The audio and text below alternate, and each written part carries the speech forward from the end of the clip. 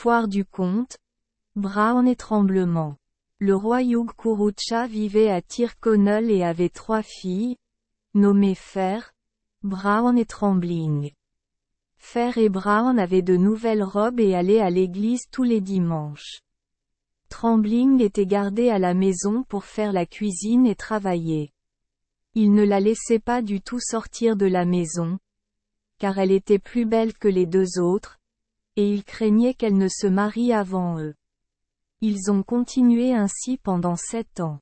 Au bout de 7 ans, le fils du roi des Manies tomba amoureux de la sœur aînée.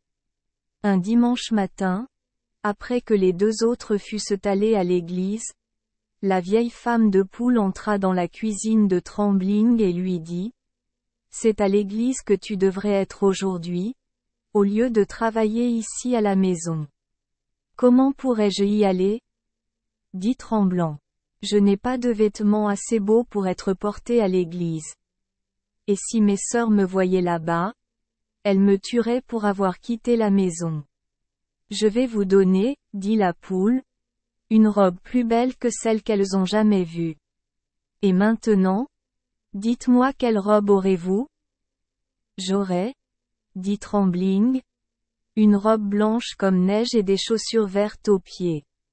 Alors la poule enfila le manteau des ténèbres, coupa un morceau des vieux vêtements que portait la jeune femme et demanda la robe la plus blanche du monde et la plus belle qu'on puisse trouver, ainsi qu'une paire de chaussures vertes. À ce moment-là, elle avait la robe et les chaussures, et elle les apporta à Trembling, qui les enfila. Lorsque Trembling fut habillée et prête, la poule dit : « J'ai ici un oiseau de miel à asseoir sur ton épaule droite et un doigt de miel à mettre sur ta gauche. À la porte se tient une jument blanche comme du lait, avec un doigt d'or. Une selle sur laquelle tu peux t'asseoir et une bride d'or à tenir dans ta main. » Tremblant, il était assis sur la selle d'or. Et quand elle fut prête à partir, la poule lui dit : « Il ne faut pas franchir la porte de l'église, et dès que les gens se lèvent à la fin de la messe, tu t'en vas et tu rentres chez toi aussi vite que la jument. Je te porterai. » Lorsque Trembling arriva à la porte de l'église, il n'y avait personne à l'intérieur qui pût l'apercevoir mais s'efforçait de savoir qui elle était, et quand ils la virent s'éloigner en courant à la fin de la messe, ils coururent pour la rejoindre. Mais cela ne sert à rien dans leur course. Elle était partie avant qu'un homme puisse l'approcher. Depuis l'instant où elle a quitté l'église jusqu'à son retour à la maison, elle a dépassé le vent devant elle et a devancé le vent derrière elle. Elle descendit à la porte, entra et trouva que la poule avait le dîner prêt. Elle ôta ses robes blanches et enfila son ancienne robe en un clin d'œil. Lorsque les 2 sœurs rentrèrent à la maison, la femme de poule demanda : « Avez-vous aujourd'hui des nouvelles de l'église ? » « Nous avons d'excellentes nouvelles, ont-ils déclaré. Nous avons vu une merveilleuse grande dame à la porte de l'église. Des robes semblables aux robes qu'elle portait, nous n'en avons jamais vu sur une femme auparavant. On ne pensait pas grand-chose à nos robes à côté de ce qu'elle portait. Et il n'y avait pas d'homme à cette porte. L'église, du roi au mendiant, mais il essayait de la regarder et de savoir qui elle était. Les sœurs ne donneraient aucune paix, tant qu'elles n'auraient pas de robe semblable à celle de l'étrange dame. Mais on ne trouvait ni oiseau ni doigt de miel. Le dimanche suivant, les 2 sœurs retournèrent à l'église et laissèrent la plus jeune à la maison préparer le dîner. Après leur départ, la femme de poule entra et demanda : « Veux-tu aller à l'église aujourd'hui ? » « J'irai, » dit Trembling, « si je pouvais y aller. »« Quelle robe vas-tu porter ? » demanda la poule. « Le plus beau satin noir que l'on puisse trouver, et des chaussures rouges pour mes pieds. »« De quelle couleur veux-tu que la jument soit ? Je veux qu'elle soit si noire et si brillante que je puisse me voir dans son corps. » La poule revêtit le manteau des ténèbres et demanda les robes et la jument. À ce moment-là, Elle les avait. Quand Trembling fut habillée, la poule mit l'oiseau de miel sur son épaule droite et le doigt de miel sur sa gauche. La selle de la jument était en argent, tout comme la bride. Alors que Trembling était assise en selle et s'éloignait, la poule lui ordonna strictement de ne pas franchir la porte de l'église, mais de s'enfuir dès que les gens se seraient levés à la fin de la messe et de rentrer chez elle sur la jument avant tout. L'homme pourrait l'arrêter. Ce dimanche-là, le peuple fut plus étonné que jamais et la regarda plus que la première fois. Et tout ce à quoi il pensait, c'était de savoir qui elle était. Mais il n'avait aucune chance. Au moment où le peuple se levait à la fin de la messe, elle quittait l'église, était sur la selle d'argent et rentrait chez elle avant qu'un homme puisse l'arrêter ou lui parler. La femme de poule avait préparé le dîner. Trembling ôta sa robe de satin et enfila ses vieux vêtements avant que ses sœurs ne rentrent à la maison. « Quelle nouvelle avez-vous aujourd'hui » demanda la femme de poule des sœurs lorsqu'elles revinrent de l'église. « Oh ! Nous avons revu la grande et étrange dame. Et il est peu probable qu'un homme puisse penser à nos robes après avoir regardé les robes de satin qu'elle portait. » Et tous à l'église, de haut en bas, avaient la bouche ouverte, regardant vers elle, et aucun homme ne nous regardait. Les deux sœurs ne donnèrent ni repos ni paix jusqu'à ce qu'elles obtiennent des robes aussi proches que possible des robes de l'étrange dame. Bien sûr, il n'était pas si bon. Car on ne pouvait pas trouver de robe semblable à Erin. Lorsque le 3e dimanche arriva, Fer et Brown se rendirent à l'église vêtus de satin noir. Ils ont laissé Trembling à la maison pour travailler dans la cuisine et lui ont dit de s'en assurer et de préparer le dîner à leur retour. Après qu'ils furent partis et hors de vue, la poule vint à la cuisine et dit : « Eh bien, ma chère, êtes-vous à l'église aujourd'hui ? J'irai si j'avais une nouvelle robe à porter. Je te procurerai n'importe quelle robe que tu demanderas. Quelle robe voudrais-tu ? Demanda la poule. Une robe rouge comme une rose depuis la taille jusqu'en bas, et blanche comme neige depuis la taille jusqu'à la taille. Une cape verte sur mes épaules, et un chapeau sur la tête avec une plume rouge, une plume blanche et une plume verte dedans, et des chaussures pour mes pieds avec les orteils rouges, le milieu blanc et le dos et les talons verts. La poule a revêtu le manteau des ténèbres, a souhaité toutes ces choses et les a obtenues.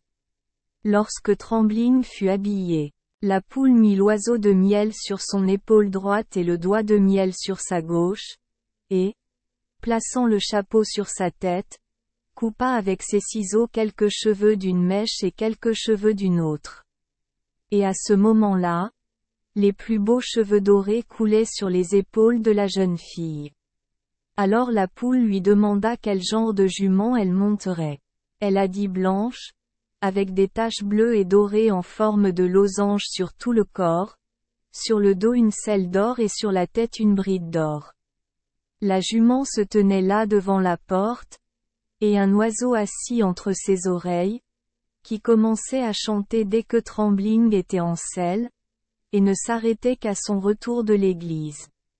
La renommée de la belle et étrange dame s'était répandue dans le monde entier, et tous les princes et grands hommes qui étaient venus à l'église ce dimanche-là, chacun espérant que c'était lui qui la prendrait chez lui après la messe.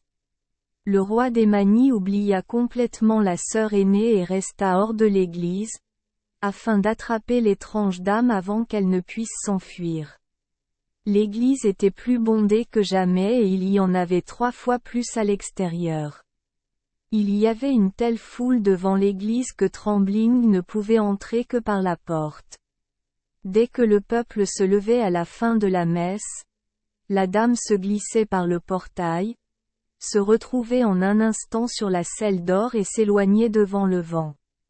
Mais si elle l'était, le prince des Manies était à ses côtés, et, la saisissant par le pied, il courut avec la jument pendant 30 perches, et ne lâcha jamais la belle dame jusqu'à ce que le soulier de son pied ne soit arraché. A été laissée avec l'objet à la main. Elle rentrait à la maison aussi vite que la jument pouvait la porter, et pensait tout le temps que la poule la tuerait pour avoir perdu le fer. La voyant si contrariée et si changée de visage, la vieille femme demanda: « Quel est ton problème maintenant ? » « Oh ! J'ai perdu une de mes chaussures, dit Tremblant. « Ne vous inquiétez pas, ne vous fâchez pas, dit la poule. C'est peut-être la meilleure chose qui te soit jamais arrivée. » Trembling abandonna ensuite tout ce qu'elle possédait à la femme de poule, enfila ses vieux vêtements et partit travailler à la cuisine. Lorsque les sœurs rentrèrent à la maison, la poule demanda: « Avez-vous des nouvelles de l'église ? » « C'est effectivement le cas, dit Eril, car nous avons vu aujourd'hui le spectacle le plus grandiose. L'étrange dame est revenue, dans une tenue plus grandiose qu'auparavant.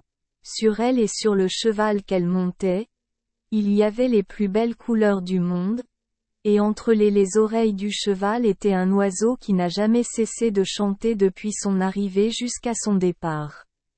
La dame elle-même est la plus belle femme jamais vue par un homme à Erin.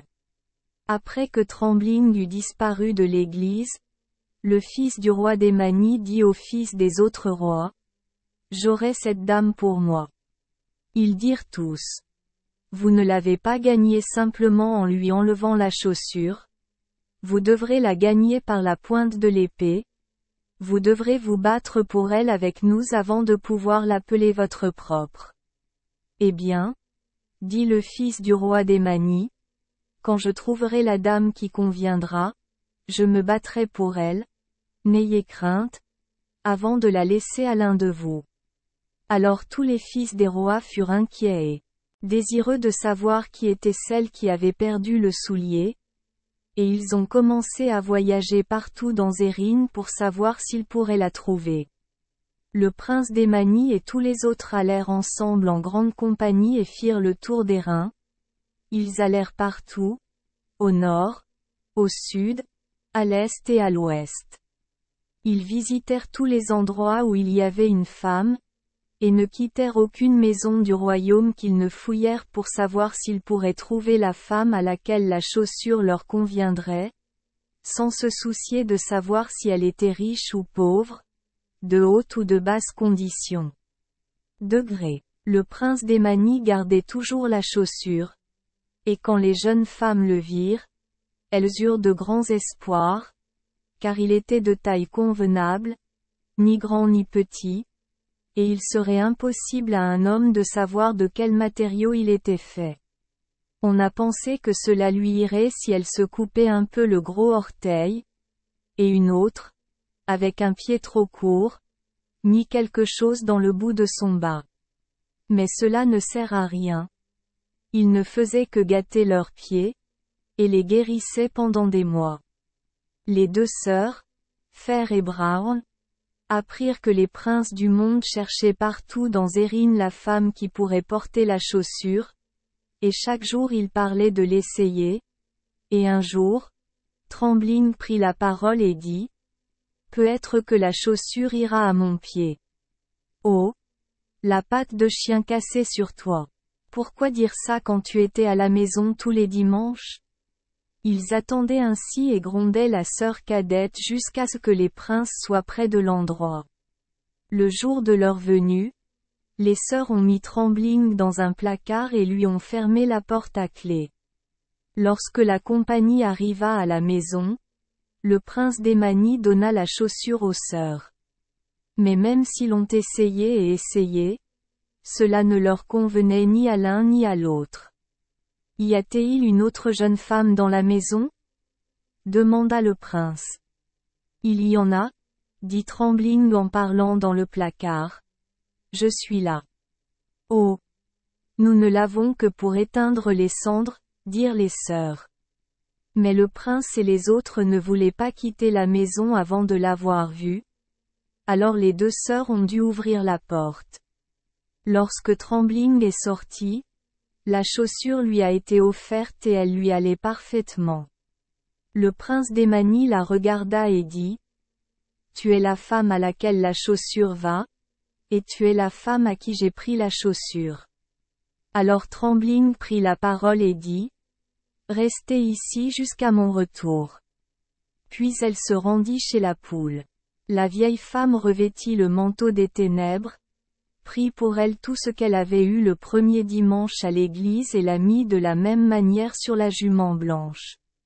Ensuite, Trembling a roulé le long de l'autoroute jusqu'à l'avant de la maison.